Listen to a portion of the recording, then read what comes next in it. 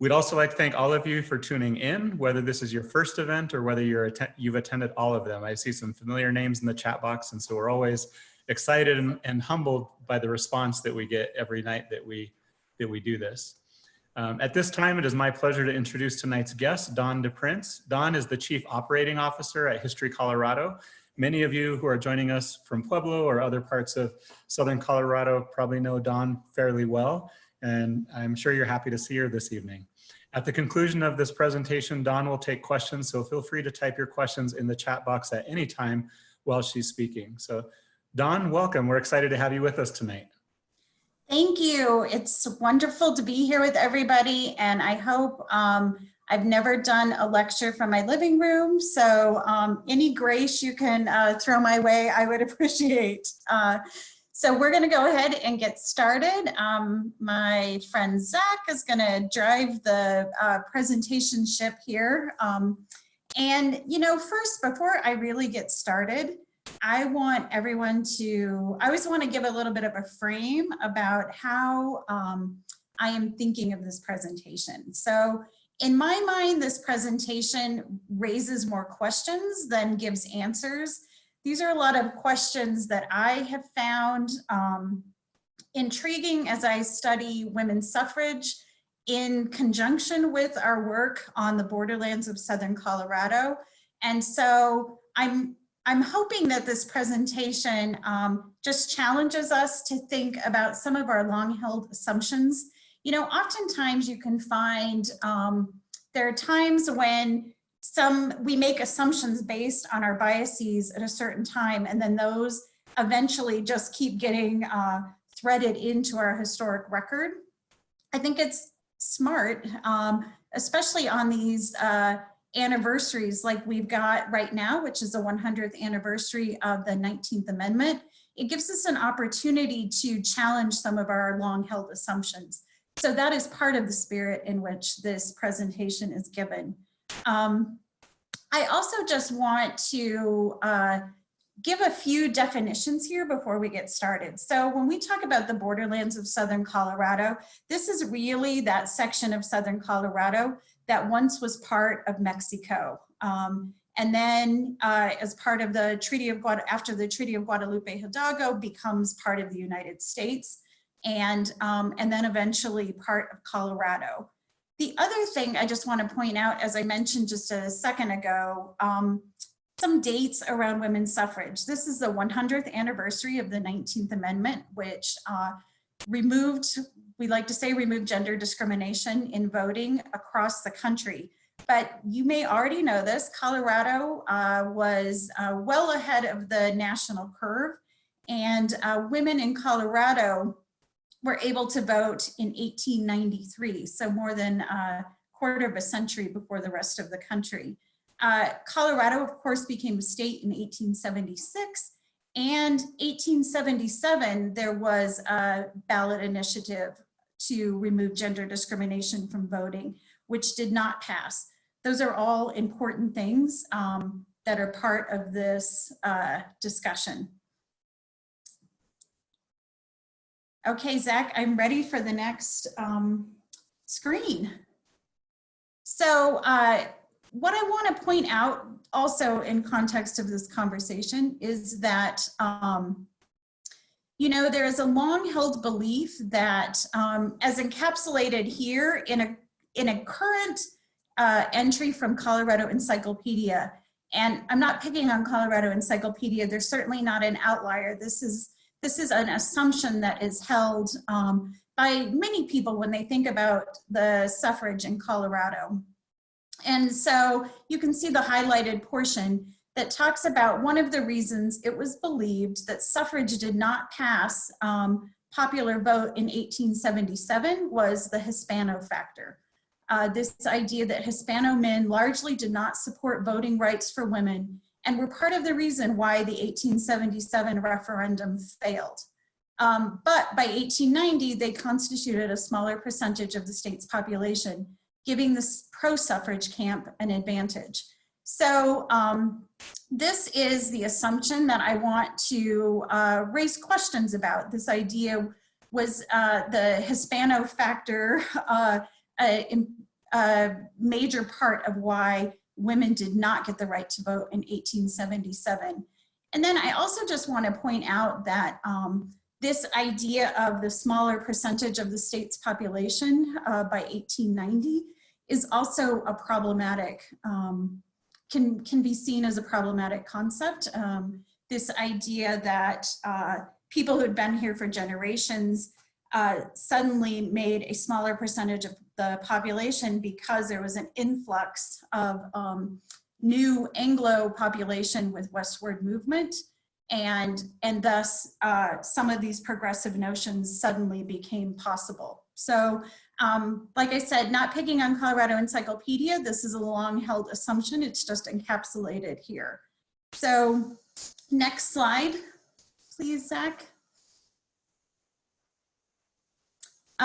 So this is a quote from our dear Susan B. Anthony, and from 1893. So what's interesting, in 1893, the National Suffrage warriors, that's what I call suffragists, they were part of the World's Fair in Chicago.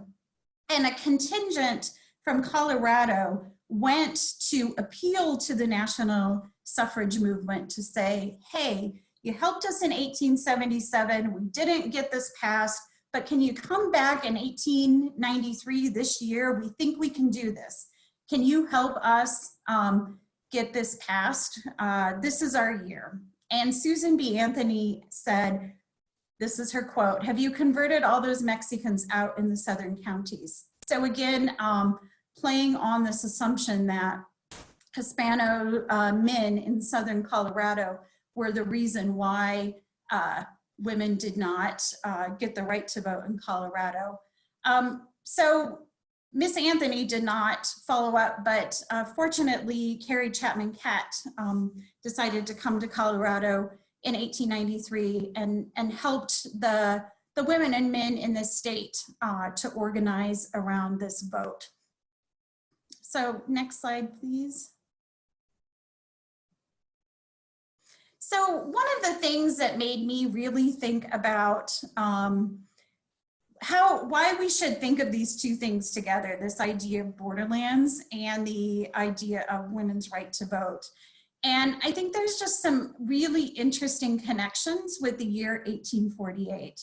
So the infamous, fantastic Women's Rights Convention in Seneca Falls happens in 1848. And this is really where, you know, they roll out the Declaration of Sentiments, and they essentially throw down the gauntlet that says, you know, women deserve the right to vote in this country, and we're going to fight for it. So that's happening in New York State in 1848. And then next slide. That same year, 1848, is the Treaty of Guadalupe Hidalgo happens. And it's interesting. So Seneca Falls is in the east. The Treaty of Guadalupe Hidalgo is happening out here in the west. And this is the treaty that essentially takes a large swath of what we now consider the American Southwest from Mexico and makes it part of the United States. And so this is significant because it relates to women's rights. Zach, next slide.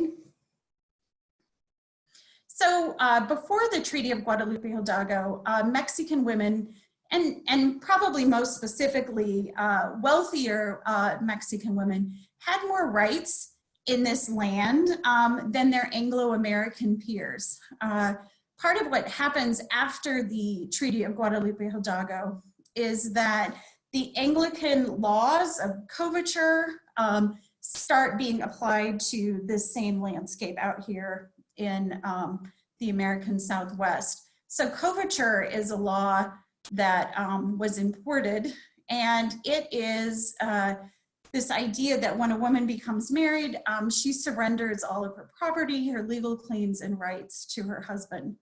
At the time, before the treaty, Spanish and Mexican women were allowed to own property, and they were allowed to testify in court. they lose those rights with the Treaty of Guadalupe Hidalgo. So in this landscape, so I think it's really interesting to take 1848 Seneca Falls and put it in context of 1848 and women's rights out here in Southern Colorado and the West. So next slide, please. One of the other interesting things that happens with the treaty that I think is important to consider in this conversation around voting rights and elections is this idea of land dispossession. So, you know, we've done a number of Borderlands related projects as part of History Colorado, including an exhibit at the El Pueblo History Museum in Pueblo and an exhibit at the Trinidad History Museum in Trinidad. And as part of this work, we had done a number of oral histories. This is a quote from an oral history from George Otterby, whose family has lived in Southern Colorado for 7 generations. And his point to us is that, you know, upon the signing of the treaty, his ancestors went from landowners to farm workers. So in essence, people were able to continue living in the space after the treaty, but their relationship to the land as landowners changed. That's a very key point as we look at voting rights and elections. Zach, next slide. Here is a quote and an image that I think encapsulates a lot of the spirit of this era and what we're talking about. First, I've got a quote from Karen Roybal, and if you've been participating in these lectures at all over the last few weeks, you will remember Karen was a speaker a few weeks ago. She's written a fantastic book called Archives of Dispossession, which is all about women's rights out here and their relationship to women's rights and how it changed with the Treaty of Guadalupe Hidalgo. So if you're interested in that, I highly recommend reading her book. But here's a explanation that she gives, that Mexican Americans become politically impotent in the lands that they once governed. And I think there's some layers to this meaning. You know, America since its inception afforded different rights to landowners than it did to those who did not own land. Of course, this has evolved over time as we have expanded rights and thought about like who's a citizen and who gets to vote. Those things have certainly changed over time. But this is really, again, an idea that was imported with the creation of this country. And so I think it's important to be thinking about what political rights did people who, even though they maybe lived in Southern Colorado for generations, what political rights did they have in this land that suddenly was now part of the United States? I think that plays an important, that poses an important question when we talk about Hispano men as a factor in the 1877 election. The other thing I just want to point out is this picture, which is named American Progress. And I think it again juxtaposes this like westward movement as being something of education and enlightenment and light and newness. And you can see on one edge of the picture, the animals and indigenous people are fleeing as this westward movement goes through. I think this underscores the changing tension and displacement and you know, inversion of political dynamics that were happening out here. Okay, next slide. So one of the things that's interesting is that you know, a number of nationally recognized nationally recognized organizers and suffragists came to Colorado to organize along with the people who were working for this within the Colorado boundaries. Lucy Stone, who of course is a very well-known suffragist, and her husband, Henry Brown Blackwell, traveled across the state and if you look at old newspapers, you can see articles about their work as they traveled through the state. I thought this was a very interesting article that was found in the Colorado Chieftain from September 3rd, 1877, about a meeting that is in Trinidad. And they talk about how they spoke there in Trinidad Sunday night, and 2/3 of the audience were Mexicans who could not understand a word said by the speakers. So I think this is sort of like an interesting snippet, but it also gets at another layer of this, which is a language barrier. I want to read, there's an interesting, after the election when it became apparent in 1877 that that Colorado was not going to be a suffrage victory, Henry Brown Blackwell in his publication, The Women's Journal, wrote an interesting characterization of why he felt like the vote did not pass. It includes a whole number of things around how, you know, American men voted for this, foreign minors did not, you know, African Americans in Denver did not. And here's what he says about the Mexican voters in the Mexican counties. He writes, quote, "Then there were several thousand Mexican voters, most of whom can neither read nor write nor speak our language. Men who plow with a forked stick and live in a semi-barbarous fashion, who treat their women as servants and who vote as their leaders and priests instruct them. If we had put up $2,500 apiece in each of the 4 great Mexican counties, 3/4 of the sum to be divided among the leaders and the remainder to be invested in whiskey among the masses, we might have gained this vote, as has been done before by political parties." So this again underscores how the movement felt about the residents of Southern Colorado. So next slide, please. So I think it's important to look at some of the data around how these elections went. So, you know, there's a lot of blame for foreign men and Mexican men and African-American men. But when you look at the actual data from 1877, only 1 county votes to support equal suffrage for women. And that's by 56%. So I think to blame any section of the state, as in Southern Colorado, seems a little far-fetched, considering all but 1 county voted against women's suffrage. Then when you look at 1893, 45 of 57 Colorado counties support equal suffrage for women.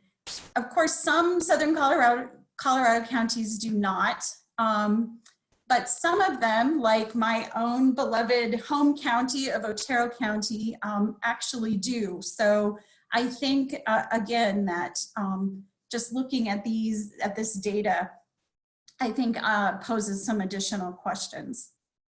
Next slide. So I also want to mention 2 interesting champions for women's suffrage from Southern Colorado. The first is Casimiro Barela. He's very well known in Colorado history. He was a senator from Las Animas County, which includes Trinidad. He was an early and vocal advocate for women's suffrage. He's nicknamed the Perpetual Senator because you can see he was a senator from when Colorado became a state all the way until 1916. It was a very significant amount of time. He's also very well known as an advocate for ensuring that the Colorado Constitution was not just an English document, but that was also translated into Spanish to make space for all of those residents of Southern Colorado. So he is an interesting, known and vocal and seen advocate for women's suffrage, and clearly a leader in Southern Colorado. Next slide, please. And I think even more interesting is Agapeto Vigil. Mr. Vigil is not as well known as Casimiro Barela. He was a landowner and rancher in Huerfano County, and he was part of the Colorado Constitutional Convention. He also was part of the executive committee for Colorado Women's Suffrage Association. And what's interesting, you know, there was a movement, a push in the Constitutional Convention in Colorado when we became a state in 1876 to just say right out of the gate that there was equal suffrage. There was a push to put that in our Constitution. It did not go forward, not supported by the convention as a whole. But what's interesting is Mr. Vigil and another gentleman, Henry Bromwell, wrote this incredible, what they called minority report that's included in the documentation around the convention. And it's a scathing dissent for the, against the exclusion of women's suffrage in the Colorado Constitution. As you can see here, this quote comes from this scathing dissension, which I encourage you to read. You can look for the Colorado Constitutional Convention documentation, and it's just pages and pages of why this is ridiculous that more than half of the adult population is not included in this way in the state of Colorado. And you can see, you know, they say this whole thing is a shame and reproach to our civilization. And as we look back, we'll be astonished that these were the choices that we made in forming this state. One of the other things they say is that, and this is often a claim, important claim that's made by the suffrage movement, but they write, this minority, and by that they mean their minority report as part of the conventional, as part of the Constitutional Convention. They say this minority speaks for more than 3 million children who are dependent on the support of their mothers. And I think that this just really impassioned response from, again, another leader from Southern Colorado, I think, again, poses questions about the viewpoints of Hispano men and their role in the defeat of suffrage. Next slide, please. So part of what follows up is that Susan B. Anthony is asked in 1884 to provide testimony to the Senate Committee on Women's Suffrage. And in her testimony, she provides really interesting insight into how the movement feels about what happened in Colorado. And forgive me for reading some of these to you.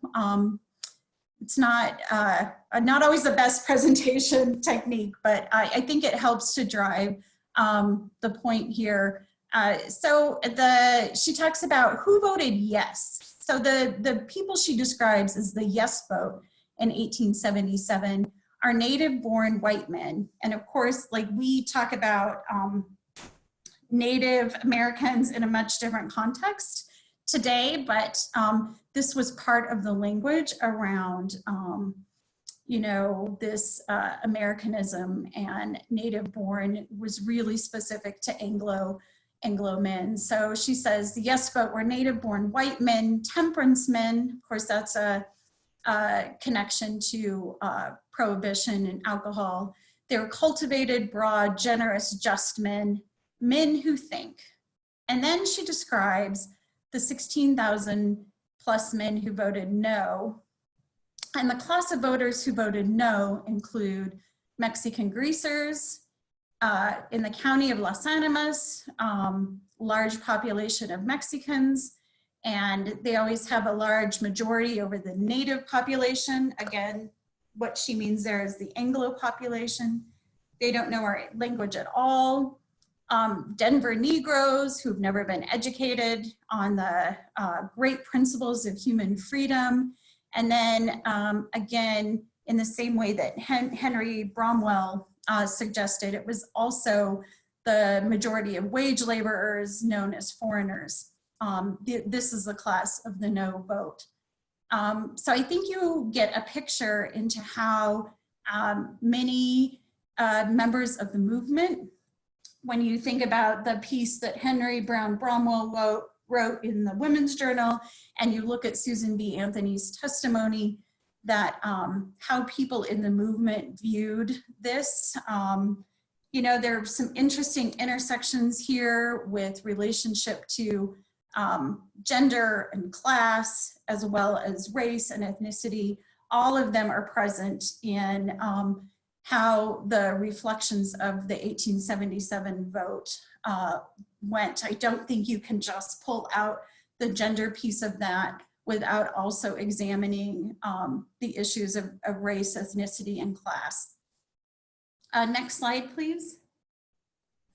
And I'm ending with this slide called The Awakening. It was done in 1915, and it really feeds into, this is an imagery that is based on this idea that women's rights and the women's vote, because these are the states in the West where women had the right to vote first, that this marches east.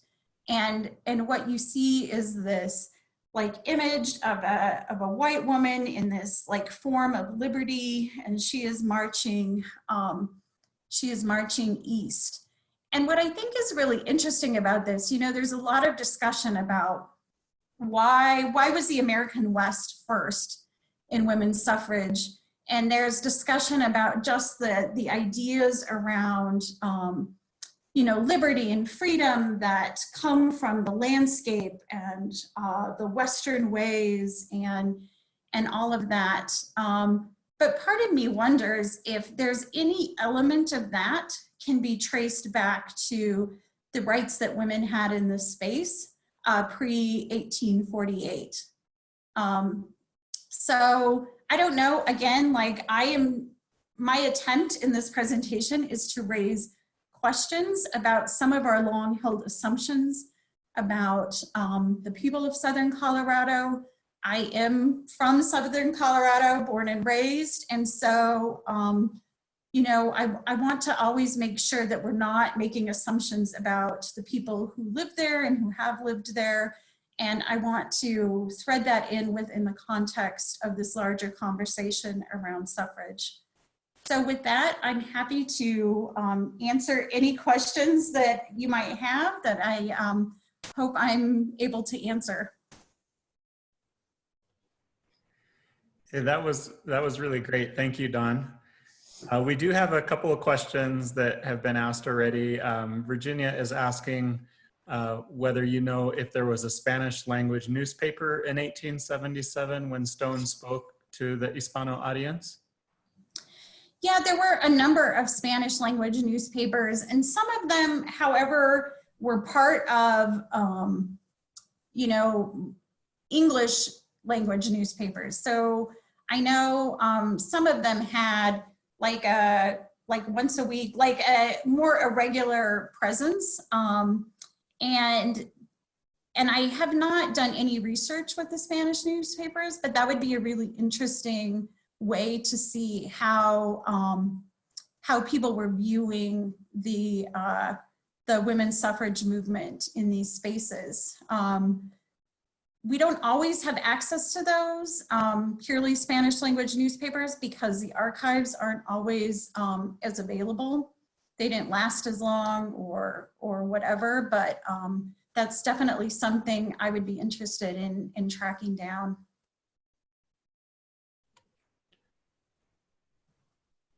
So a couple of comments about the last slide that you shared, and this is maybe more of a comment than a question. Zach noted that it's interesting to contrast the final image marching east with the earlier image of the march west. And then Diane asked, what is the title of the book that the woman is carrying in the march west? Can we go back to that slide or?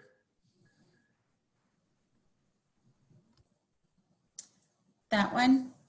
Oh, I've looked before. It's the Holy Bible. It's the Bible.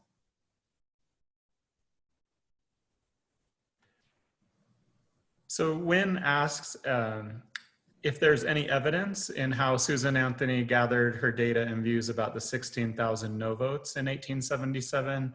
The comment is she didn't live in the state and there was limited communication routes. Do you have any idea who she relied on for her information? I don't know. I mean, that's one of the questions that I've tried to discern as I'm looking at the available, documentation of that moment. It doesn't seem to, beyond some kind of geographic assumptions, which don't make sense to me when you look at the counties and how they voted. And, I feel like there's been some geographic assumptions made. But when you consider Boulder County is the only county who votes for suffrage in 1877, I don't know how the geographic assumptions hold up. But I don't know in other ways in which they were documenting. I mean, voting was very different than it is now. They weren't, now I feel like we know everything about every voter. You can turn on to CNN in the middle of a vote and there's all these exit polls. And I mean, none of that existed. Voting was done in saloons and, it was a much more kind of frenzied, disorganized process than it is today. So I don't know any way in which they would have collected data beyond kind of the post-election returns that would have been a basis for these claims. So Don, Laura is asking, do we know how legislators from Southern Colorado voted on the ballot measures in 1877 or 1893? No, I don't personally know that. I know we've got some suffrage experts I can see that are part of this conversation. And they may know that. I don't know. I do know, again, that we have these two very vocal representatives from Southern Colorado who were champions for the women's vote. Really a time, I would say, really a time where you don't see tons of champions. I mean, that was sort of a noble stand to take at a time when not a lot of prominent men were putting themselves out there in that way. So another question, Don. Patrick asks, did unmarried women who own land under Mexican law automatically lose their land rights after the treaty, or where did they stand legally?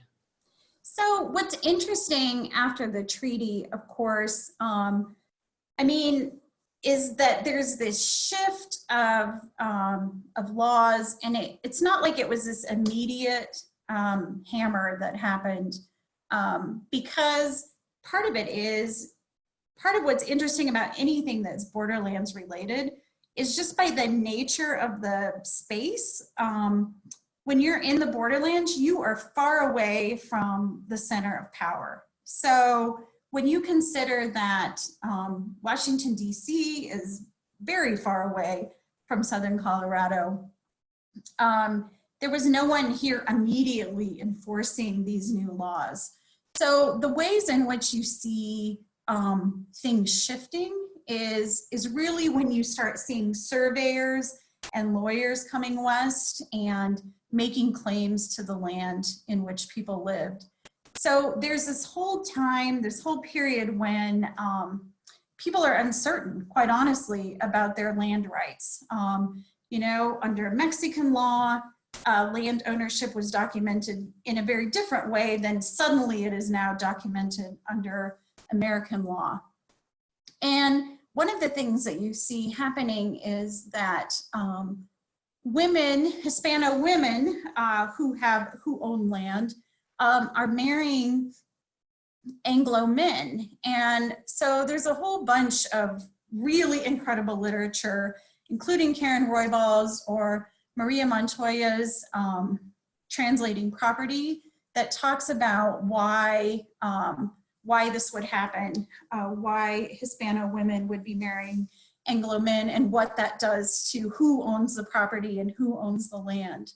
And part of it was this idea of, there is an idea of Anglo men trying to claim some of the land through marriage, but also there's an idea that maybe in some ways, Hispano women, this was a way to keep land for their future descendants. By marrying an American man would ensure that their children would inherit the land in a way that, with the shifting laws of land rights, may not hold true. So it's hard to know specifically the ways in which all of these laws were applied until, of course, you start seeing legal entities moving west. But for the individual person, it just became very uncertain. And so that's part of the shifting, like, what rights do I have? Like, what claims do I have? All of that comes into question before it's legally defined. Great, thank you, Dawn. This is an interesting question. Kathy's saying there were suffragists in the Santa Fe, New Mexico area who worked with Alice Paul's women's parts to translate campaign materials into Spanish. Did any of that happen in Southern Colorado? Not that I'm aware of. I know Sean Boyd is on this call. Sean, do you know the answer to that? Do we have any archival evidence of that? I've not seen any archival evidence of that. Sean Boyd, and I should have said this from the beginning, like, I could not have done any of this presentation without our archivist, Sean Boyd, or without the director of the Center for Colorado Women's History, Jillian Allison. Sean, do we have those in archives? I think I got unmuted, so hooray. I don't know if they translated anything, but they did have the National Women's Party meeting in Colorado Springs in like 1916. So by the time of the 19th Amendment, they would have definitely been providing, I would think they would have been providing multi-language suffrage literature. So much faster than me trying to type it. Thanks. Thank you, Sean. That's really interesting information about Alice Paul and the movement in Santa Fe, and that gives us some more leads to investigate for how all of this was being communicated in Southern Colorado. So thank you. So Sean, you're welcome to stay with us here. Let's see, just a general question, I think, from Ted and Kate asking what were the arguments for and against the 1877 vote, and what may have motivated minors to vote against, for example? Well, I think that, I mean, it's hard to know why people voted against in 1877. What I think I can say is, why did people vote yes in 1893? And I think some of that really can be answered in terms of economic crisis. Silver was demonetized in 1893, which had devastating economic impacts on the state of Colorado. And as we can see, like right now, in our lives right now, crisis sometimes can really change and shake up the status quo. And so in a lot of ways, I think that the economic crisis provided a very different landscape for voting yes for women's vote in 1893. In fact, organizers used, this is such good old-fashioned organizing, where they fed people who were hungry and gave them pro-suffrage material. So this was really part of how they were able to organize in 1893. There wasn't necessarily that same kind of tension in 1877. So I think, oftentimes people are clinging to the status quo unless they have a reason to not. And so I think really the way to think about it is that those economic challenges just provided a very different landscape for a yes vote.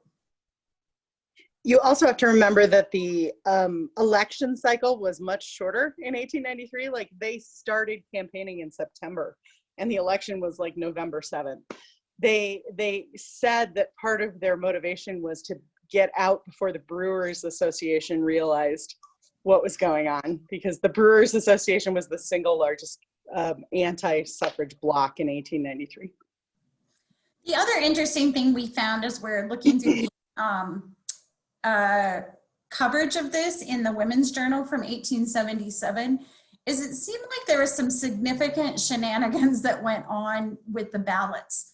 A number of ballots were printed where voting for suffrage was cut off. And then there were just, you know, it just, like I said earlier, voting was just a very different system. People voted in saloons and there wasn't this like, you know, very organized and I don't know, all the ways in which we try to ensure integrity at the voting booth wasn't happening in 1877.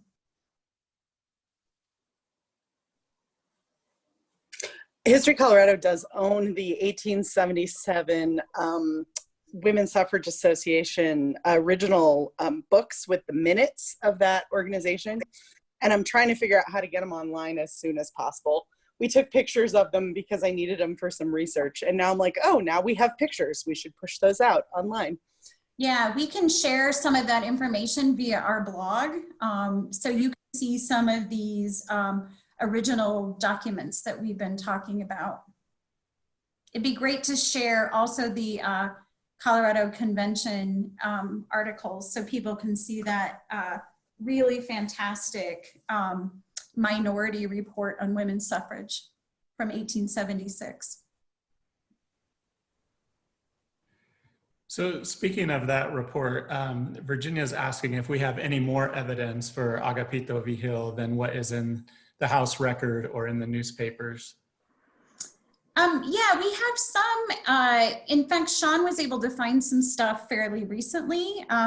One of the things I think is really interesting is that he was on the executive committee for the state's Women's Suffrage Association. You know, there's some great thing where it's typed up. Sean, do you want to mention some of the other archival documentation of Agapeto that you found recently? I mean, I think the Suffrage Association ledger that I was just talking about taking pictures of has his name clearly, Agapeto. We had a whole debate about whether it's Agapita because that's how they talked about him in 1993 when we had the 100th anniversary of Colorado suffrage. But we're pretty, 99% sure it's Agapeto. And that was why I was digging into those records.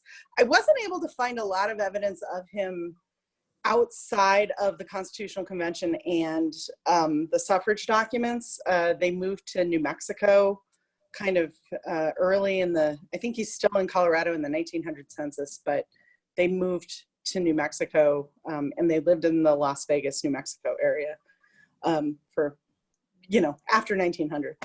So yeah, and what's interesting in the Colorado Convention papers documents, his name is spelled differently than we find it elsewhere, which is why the Agapita it ends with an A in how it's documented in the Colorado Constitutional Convention. Yeah, sometimes his last name is spelled Vigil, sometimes it's Vijil.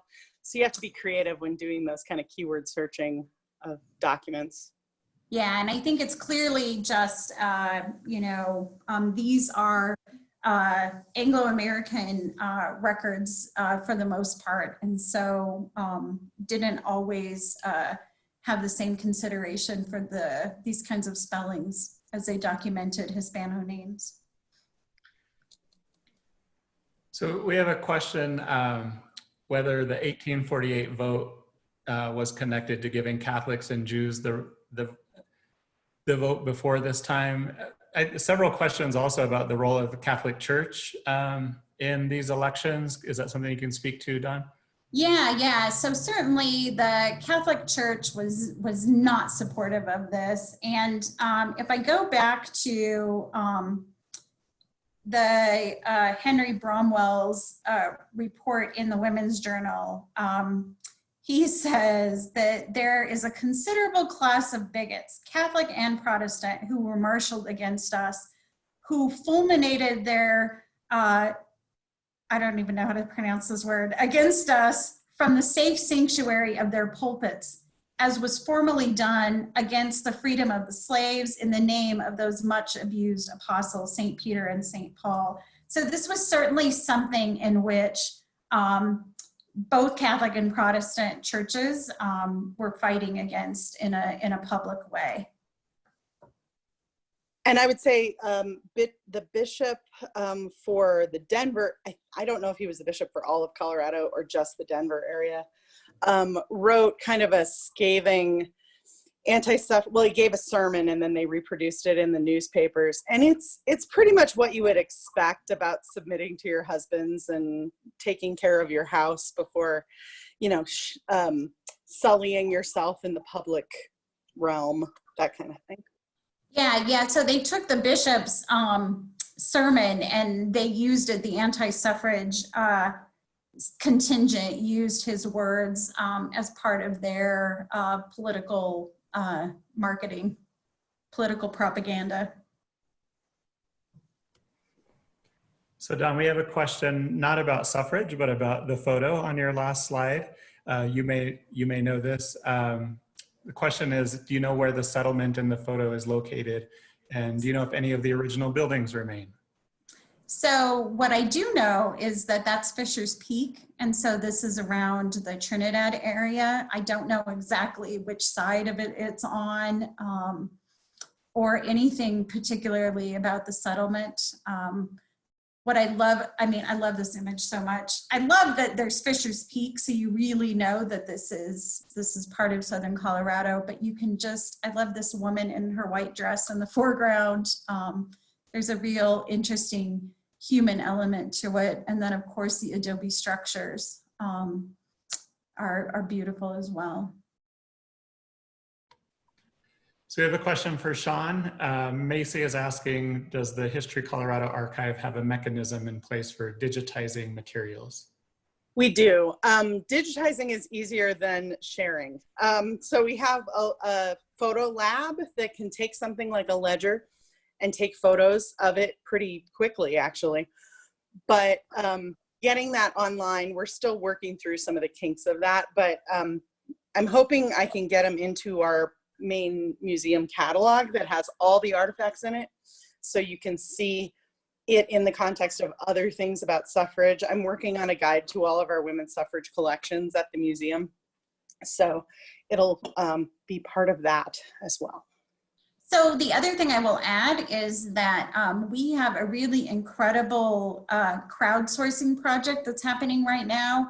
And we are asking for volunteers to help us transcribe 550 of our suffrage-related documents and letters.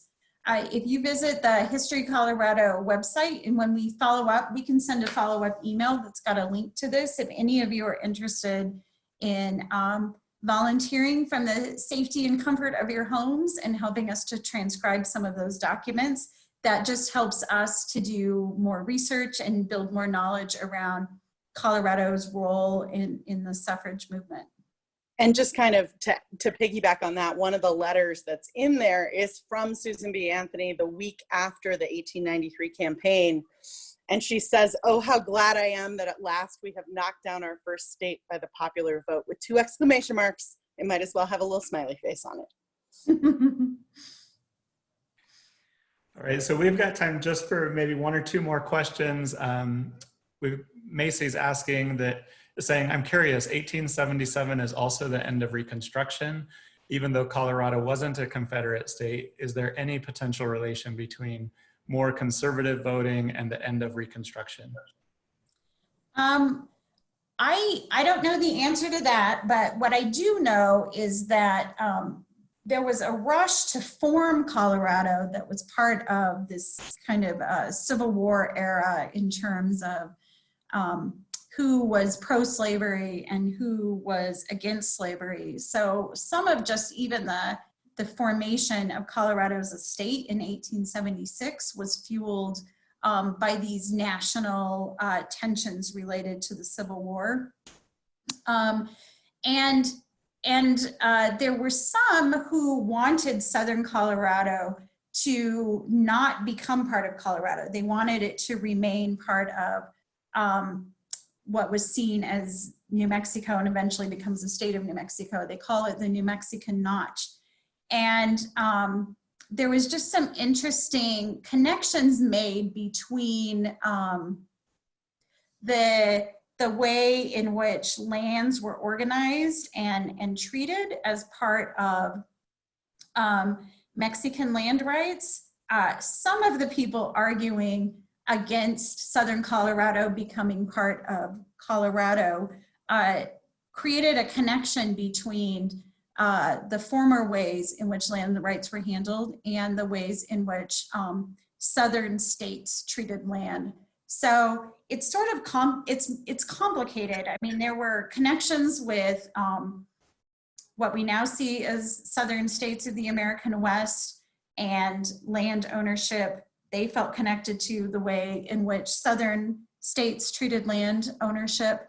And then, but then there's also this push to make Colorado the state, you know, the square state that it is, as a claim to an additional anti-slavery state.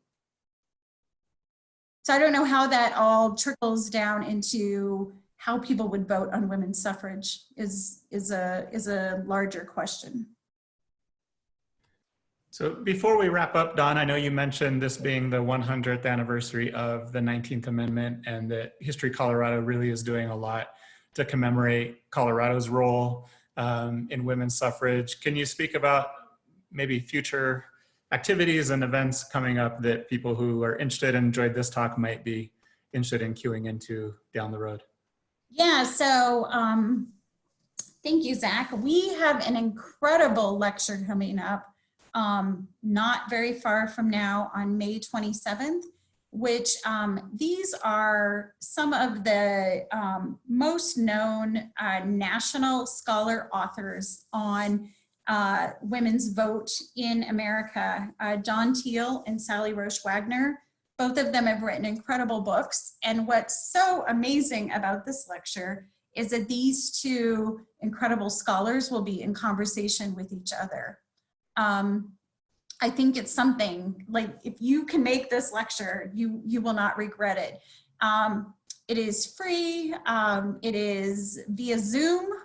This is one of those things that this was supposed to be an event at the History Colorado Center in Denver, but one of the silver linings of this terrible times in which we're living is that now this incredible conversation will be hosted via Zoom. And so people, regardless of where you live, you won't have to live in Denver to be able to access this lecture. You can find out more and learn how to register for this event by just going to historycolorado.org/events. And then there was a slide just before this that also talked about the next Borderlands lectures. And these again are just like tonight on Thursday nights at 6 p.m. Incredible one. Actually, Eric, you're the curator of these talks. Maybe you want to share out some of the awesome stuff that's part of this.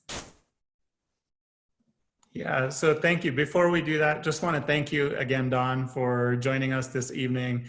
Thank you, Sean, for letting us pull you out of the audience to share your expertise. It's always good to see you. And so again, thank you for joining us here. As Dawn said, we've got some really great things coming up as we put the last finishing touches on our current lecture series as part of our Borderlands project. Next week, we have Jessica Kokoska, She's a playwright actually, and she's going to be joining us to talk about her process in writing a play called In Her Bones, which is a play that really is based on the history and legacy of crypto-Jewish heritage here in Southern Colorado and Northern New Mexico. She completed over 30 oral histories with people here in Southern Colorado, Northern New Mexico, worked really closely with several residents and organizations to make sure that her play had the right feel. And so she's going to talk about that process, talk about what she learned about the history. And we're really excited to share that she's going to have some of her colleagues, professional actors, come in and share a couple scenes from that play. So I don't think you'll want to miss that. And then on May 28th, we're going to have Jessica Helen Lopez. She's a poet from Albuquerque who's going to wrap up this series. Thanks again, Don. Thanks, Sean. We'd also like to thank one last time the Sangre de Cristo National Heritage Area for their continued support of our Borderlands online lecture series. And we hope that you enjoyed tonight's program. We hope to see you again in the future. Thanks. Have a good night.